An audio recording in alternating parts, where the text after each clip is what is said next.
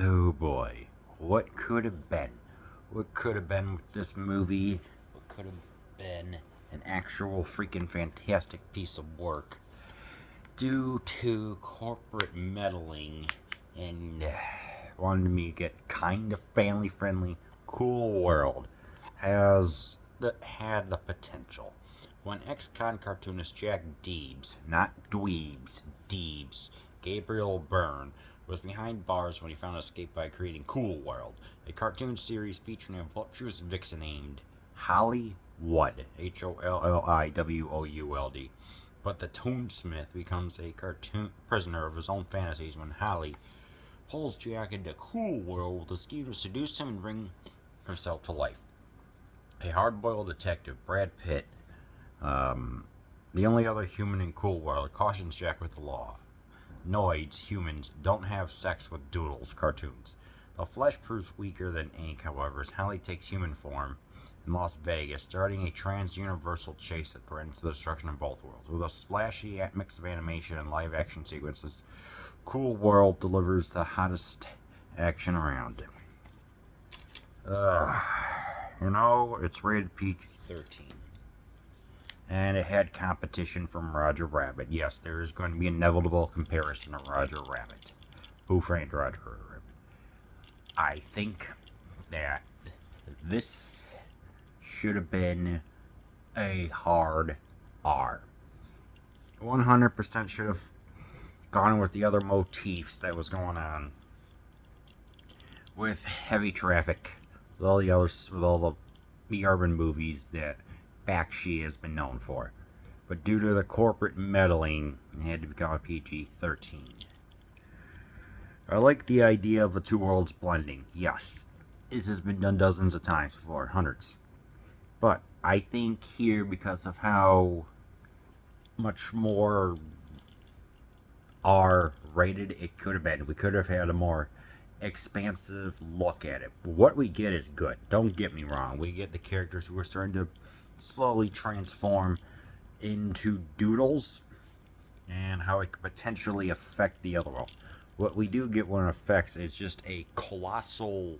It's just like there's a spike atop a casino in Vegas, and if it's removed, then truly pandemonium will occur. I mean, we get to see just a lot of cartoons and animation and everything else, and this is when Bluth is, in my opinion, shows that his true storyboarding skills. And I mean, when you look at it, it looks so fluid. I'm just like, this is what I wanted. This is what we get. What we get is fantastic, and it feels like a proper climax. I'm like, yeah, this evil character is going to create chaos, and that's what I liked. We actually get to see her do that and slowly becoming real. I like that. I like the idea. It's like, yeah, we even get Brad Pitt, who during an interview, I think, for Bullet Train, he said that he disliked this movie. But, he's playing a cop to try and warn Jack Deebs, not Dweebs, to, hey, don't have any intercourse, man. So then when it happens, it's like, yeah, we get all this blending and everything.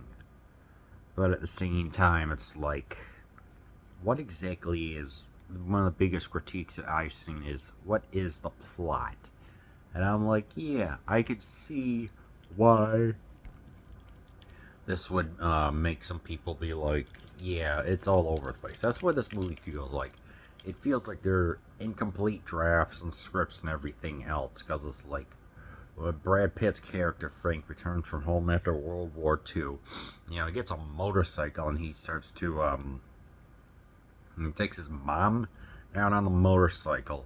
But then there's a couple of drunkies over at a casino, and they come in contact with the motorcycle. The mother dies, and then Frank becomes a cop because there's this doctor named Whiskers, seriously, with a mustache, who isekais him, if you will, transports him to another world, literally, and he becomes a cop in there for 50 years and doesn't age. And then there's Jack Deebs, who's incarcerated We never find out why he's incarcerated. He creates the cartoon and everything else. And it's just like, I don't know. It's like it just gets all over the place. It just didn't feel cohesive. There is a runtime, I believe, on the IMDb that has it at 2 hours and some odd minutes. So that felt like that there's more lost footage or whatever that could have expanded on everything. But I don't know. It's like, what exactly is this Hollywood Yutz doing? I mean, obviously she's evil and everything else. It's like, it's just not even one dimensional. It's 0.5 dimensional, if that's even a thing, which is just something I made up. I don't know. It's like the cops there. It's like all the characters are boring. I mean, we get a couple of interesting ones. We get an assistant named Nails. I would like to have seen more of him, and also this guy in a suit. It looks intimidating. Where does he fit in? Like, we have these potential people there that could have been something more, including Brad Pitt's character's wife. Lynetta is actually pretty dang good looking. I don't know, man.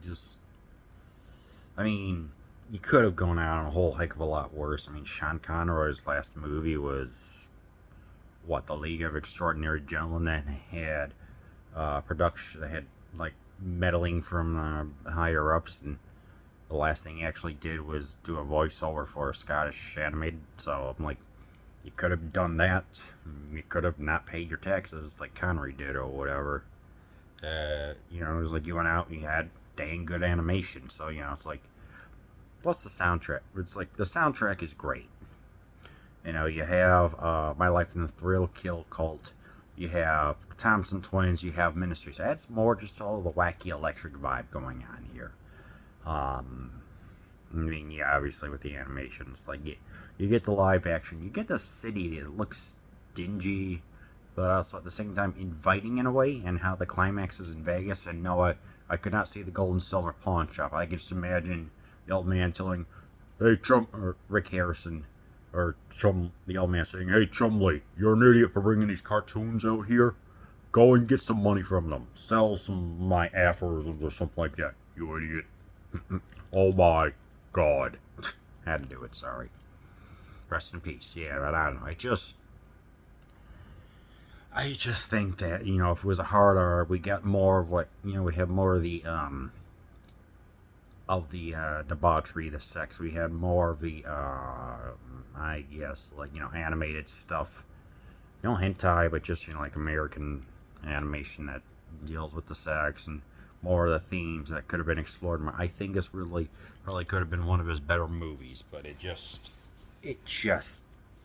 fell flat with just how one-dimensional everything is. That's the problem. This movie is not a 4% on Rotten Tomatoes. It's a 50%. 40 if you want to be a real jerk. But yeah, I don't know. With all that being said, even it's like, we even get little relation things with like the Looney Tunes and references and everything else, Tom and Jerry and whatnot. Give it a second chance based on what I said, but still keep what I said in mind.